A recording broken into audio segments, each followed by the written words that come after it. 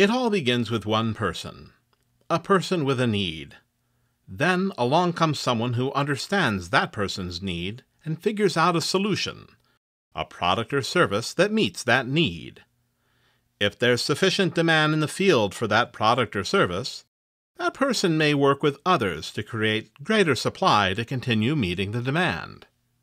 We refer to the person with the need as a customer, or in the credit union environment, a member. And we call the group working together to meet that customer's need an organization. Now let's look at an organization as a system. All systems share the following common elements. They all take in energy, raw materials, and data. We call this element input. This input is then processed within the system to convert it. This element is throughput. And the outcome of this throughput is called output. In a closed system, you only need to consider these three elements. However, most systems are open systems, meaning they are also in interaction with their environment and are impacted by external factors. Certainly, all organizations are open systems. Such external factors include the market and economy, competition, industry regulations, local, state, federal, and sometimes international laws and policies, and countless other factors. This is the general systems view of an organization. Now, let's take a deeper look into how the organization works. We'll draw a basic organization chart. All organizations have leadership. We'll call this the board. Under the board are various teams. The specific teams are driven by the products and services the organization provides, and then by what internal support those teams need. Each team has a manager responsible for the productivity and quality of their team, as well as the communication and coordination needed with other partner teams. The teams within an organization are typically wide-ranging in number, background, qualifications, and skill sets. Still, we can draw some conclusions about individual contributors within the teams.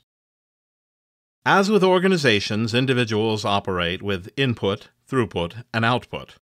Opportunities for improving an individual's productivity and quality are often identified by understanding the individual elements of this flow.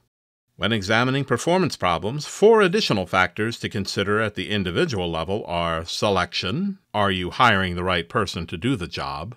Motivation, are you providing appropriate incentives and rewards for the desired performance? Resources and environment, do your people have the appropriate systems, tools, and space to perform the job as desired? And finally, training, do your people have the knowledge and skills necessary to perform the job? Making sure the individual team members have appropriate workflow and are being appropriately selected, motivated, resourced, and trained is the responsibility of the team's leader. The leader, or manager, may have many and various responsibilities within the organization, but is always responsible for their team's staffing, including onboarding new employees and offboarding exiting ones, day-to-day operations, scheduling, ensuring productivity and quality remain at acceptable levels, long-range planning, which will include mentoring and succession planning, and ensuring the mission and values of their team are in alignment with the organization's and fitted for the success of their team as well as the organization's.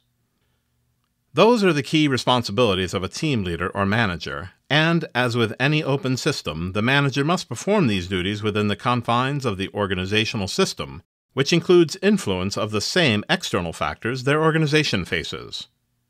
Let's take a minute to focus on one of those factors, laws and policies.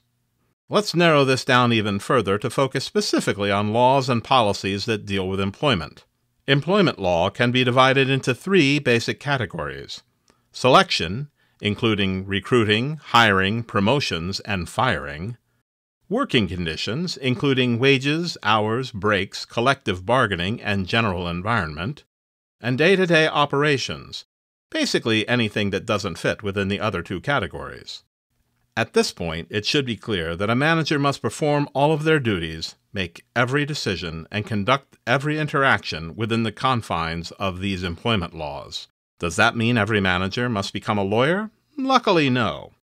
Every organization should have a document that managers can refer to that takes all of these employment laws and interprets them into a clear guide for how to do business within the organization.